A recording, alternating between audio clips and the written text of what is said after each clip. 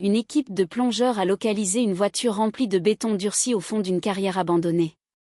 Lorsqu'ils l'ont remontée et ont commencé à briser la masse, un silence total s'est installé sur le site.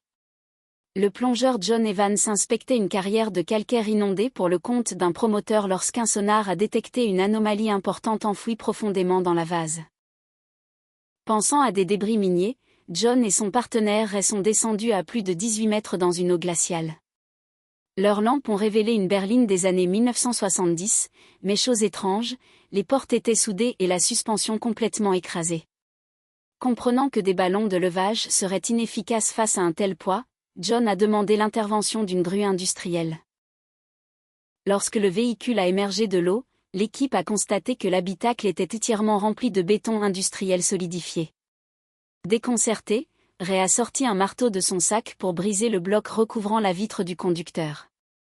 Au moment où le béton s'est fissuré, révélant ce qui était dissimulé à l'intérieur, tous ont retenu leur souffle. La masse renfermait les restes préservés d'un célèbre leader syndical porté disparu depuis 1975. Les analyses ont identifié le véhicule comme sa Pontiac Groville emblématique, confirmant que le crime organisé l'avait enfermé dans sa propre voiture afin que son corps ne soit jamais retrouvé.